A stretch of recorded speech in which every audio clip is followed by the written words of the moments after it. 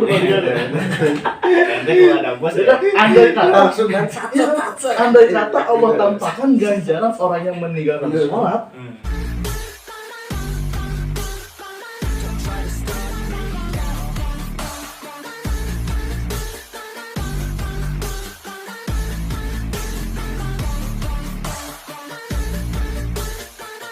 Assalamualaikum warahmatullahi wabarakatuh.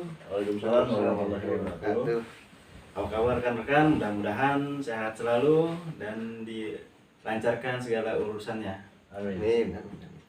Masih di video channel Kopi Hitam 24 dalam acara ngopi ngobrol bareng Fikri. Jadi sekarang begini, kita akan membahas soal kenapa sih ini kita saat mau melaksanakan ibadah berat aja bawaannya, begitu bang. Jadi kita mau melaksanakan ibadah susah gitu, males. Nanti pernah pun bener, emang pernah ngerasain gitu, rasanya berat mau gimana itu ya solusinya gitu. emang tadi enggak ceritain dulu saat mau gimana gitu, Ya saat pengen menunaikan ibadah tuh, apa sholat kayak zikir dan selengkapnya lah. Intinya kita mau menunaikan ibadah sholat itu rasanya berat banget.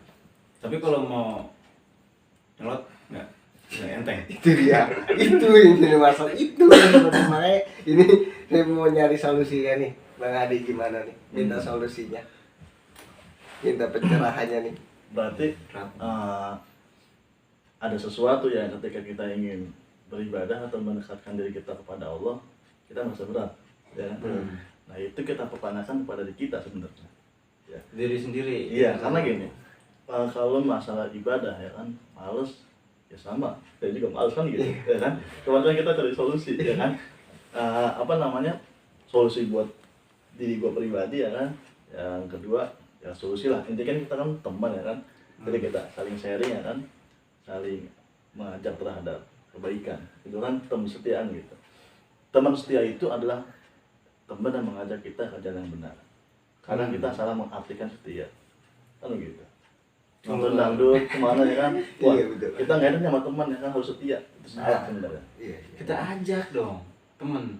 Kalau kita mau pergi kemana-mana, kalau kita kagak ajak, Makanya gini, kata Rasul, mandala ala khairin falahu mislu ajri fa'ili. Barang siapa yang menunjukkan terhadap kebaikan atau mengajak terhadap kebaikan, falahu mislu ajri fa'ili. Maka pahala orang yang mengajak seperti pahala orang yang mengerjakan kebaikan tersebut, walaupun kita hanya menunjukkan. Nah gitu. Nah kembali kepada apa? Kenapa sih kita berat, ya kan, kepada diri kita untuk melaksanakan ibadah? Saya pernah dengar hadis gini, al jannatu khuffatun bisahawat. Setiap ada surga pasti dilingkari dengan rasa kebencian. Itu yang pertama kata Nabi. Setiap ada kebaikan, di mana ada kebaikan maka di situ ada kebencian. Contoh, kadang kalau kita mau merayakan maulid gitu kan, kita masang spanduk, kita ngajak kawan, kita sampai WA segala macam, iya entar, ya kan, kita ada berusaha untuk mengajak. Tapi kalau seandainya, maaf nih, ini hanya sebuah sikulasi aja ya kan. Kadang kalau ada dangdut, kita nggak perlu diajak, lihat lampu tembak aja, wah dangdut nih, kita langsung jalan. Kenapa? Karena setiap ada neraka di situ ada keinginan. Makanya siapapun yang ingin jalan ke neraka sebenarnya nggak perlu ngajak. Pasti. nyelonong aja. Enggak, bukan gitu maksudnya. Itu ada syahwat dalam diri kita ingin ikut. Tapi setiap ada kebaikan, maka di situ ada rasa kebencian. Malas kita buat ibadah. Ya kan? Benci terhadap ini. Nonton dangdut dari jam berapa? Ya, dari jam 8 sampai jam 12 kayaknya lama banget, cepet gitu kan. Kita berdiri berjam-jam nggak ada rasa kecapean. Kenapa? Karena diikutin rasa keinginan. Tapi kalau ada surga, ya kan? Contoh lah, kita sholat jamaah misalnya, imam lama banget lagi sholatnya, kan gitu. Kenapa? Karena setiap ada surga pasti dilingkari dengan rasa kebencian. Imamnya Itu yang aja, pertama. oke. Yang kedua, tanya kepada diri kita sendiri. Kenapa kok kita malas dalam ibadah? Ada apa diri kita? Kenapa? Karena dalam organ tubuh kita ada satu organ yang sangat sakral dalam diri kita. Apa itu? Hati. Hatilah yang akan menggerakkan anggota seluruh tubuh kita. Ya kan?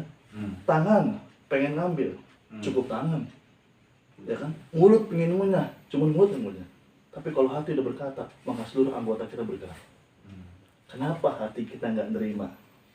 Ya, pertama, ada hadis yang mengatakan bahwa man akalal harama mata qalbuhu. Barang siapa yang memakan barang yang haram mata qalbuhu, maka akan mati hatinya. Kalau udah mati, maka susah untuk menerima kebaikan. Gitu. Tapi ini ya, kalau misalkan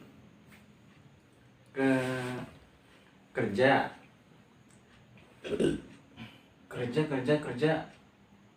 tapi sampai kita malas banget nih, pengen sholat, ibadah, iya gitu. sholat, tapi kita kerja mah gesit, sholat deh kagak. Iya. Dalam hal ini gitu. Oh gitu.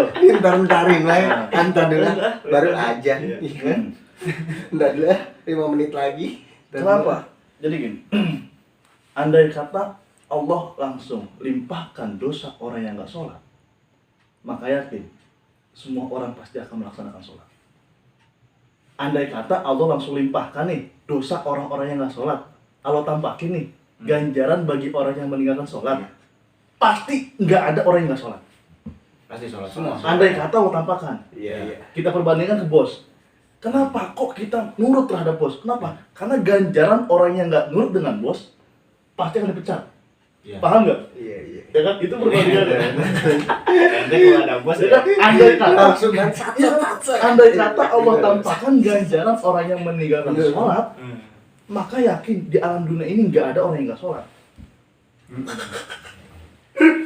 makanya berat ya, betul.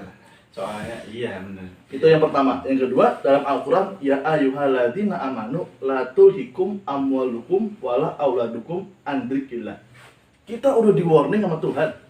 Kita udah dikasih perhatian sama Allah. Orang sayang apa Allah? Allah yang menciptakan surga, tapi Allah yang ngasih apa? Saran ke kita untuk bagaimana caranya hambanya masuk surga. Apa kata Allah? Hei orang-orang yang beriman, la tulhikum amwalukum.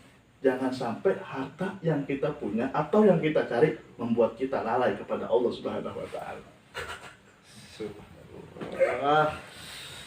Tapi kan kita kerja ya. Betul. Kerja kan itu kan ibadah. Betul. Tapi kita tidak sholat. Jadi jangan disamakan antara ibadah mencari nafkah dengan ibadah kewajiban. Sama-sama hukumnya wajib, tapi kewajiban yang pertama adalah sholat. Sholat lah ya. Gitu. Gitu Bang paling, ya kan? Karena orang yang malas itu sebenarnya bukan malas. Tanya pada diri kita, kenapa kok kita bisa malas? Gitu. Ya. Iya, benar. Kadang langkahan kaki kita berat. Kenapa? Karena ganjaran orang yang apa? Yang sholat itu sangat luar biasa. Ganjaran orang yang ngaji itu sangat luar biasa. Satu langkah kaki orang yang ngaji menuntut ilmu itu mendapatkan satu lafaz subhanallah. Satu lafaz subhanallah akan Allah bangunkan 10 rumah di surga. Satu langkah. Satu langkah. Kita langkah-langkah di dunia buat bikin rumah ngontrak. Iya.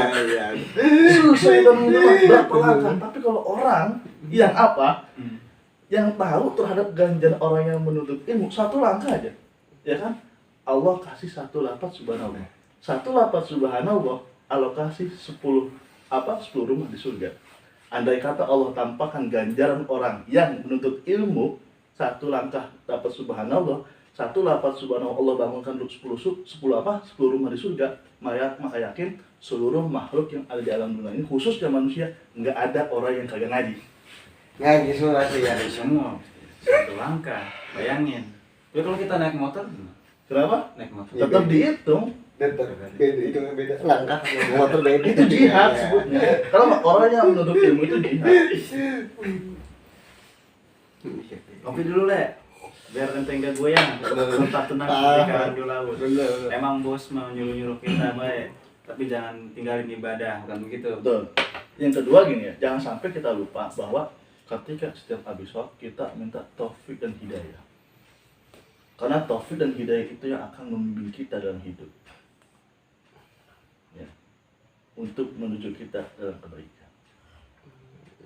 Intinya gini, dalam organ tubuh itu ada satu yang sangat sakral yang tadi saya bilang kan, yaitu hati. Jangan kotorin hati saudara. Kalau kita ngerokok nikotin, paru-paru kena, maka semua akan kena. Ya kan? Komplikasi lah segala macam. Napas sesek segala macam. Kenapa? Karena apa? Paru-paru kita udah kena kan? Paru-paru udah hitam. Iya, tapi kalau hati sama kayak ya satu. Iya paling perbuatan kotor ya kan. Ya kan emang gitu. Iya udah. Makanya hati. Kalau hati udah berkata, semua anggota akan bergerak.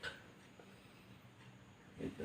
Manakala hati kita baik, maka akan berbuat kebaikan. Manakala hati kita tidak menerima kebaikan, maka yang akan kita dengar ada keburukan. Maka itu berat. Buat apa? Buat orang-orang yang menerima kebaikan.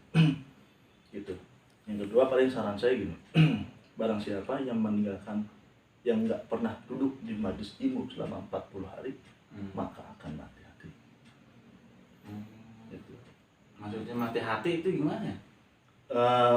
Mati hati itu dalam konsep agama itu bahwa susah untuk menerima kebaikan. Berat berarti ya. Pantesan lu susah lu kalau dibilangin.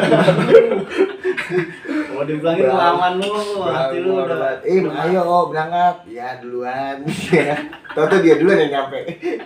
Ya mudah-mudahan belakangan nih. Ya mudah-mudahan dari kita ya diskusi malam ini ya kan akan membawa kita apa? Menanamkan dalam hati kita ada taufik dan hidayah.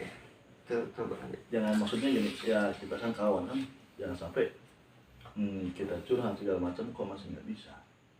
Sekali lagi kita cuma bilang bahwa hidup bilang ini cuma sementara.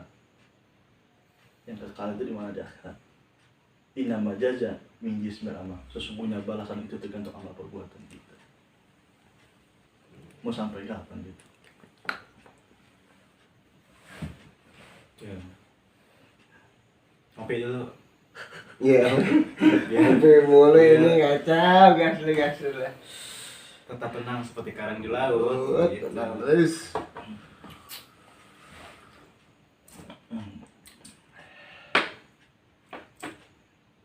Gimana, Le?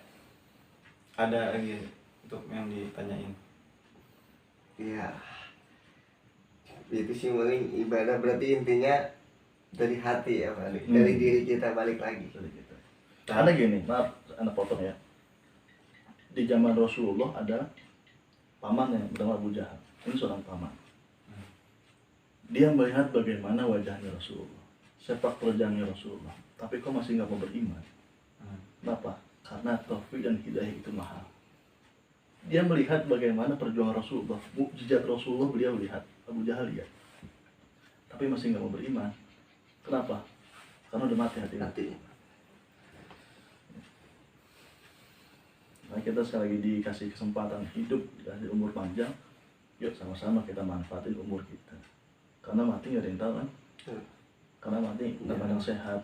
Karena aneh gini, ada yang pagi-pagi ngopi bareng, siang-siang udah mati. Ya, siang-siang ngobrol sore udah mati. Yang lebih aneh lagi adalah paginya mati siangnya ngobrol. Ya. Itu lebih aneh. Gimana sih ngobrol ya? Ini nih ngobrol lu ya Allah. Dari mana lo? Ketemu malaikat. Abis ngapain? Abis interview. Udah lama ngopi udah kagak ada. Jadi begitu Bang Tiun, bahwa kita turun ke bumi ini semata-mata untuk beribadah kepada Allah Subhanahu wa Ta'ala. Maka berbuat banyak kebaikan agar hati kita tetap hidup lah gitu. Terima kasih buat Bang Tiun udah mau mampir ke duduk di sini ngopi bareng bersama Iya. kita nih Bang Adi. Jangan bosan-bosan, Siap. jangan lupa subscribe dan like. Cukup sekian video dari Kopi Hitam 24 di acara ngopi bareng Fikri, mencari solusi, inspirasi dan inovasi. Iya. Wassalam.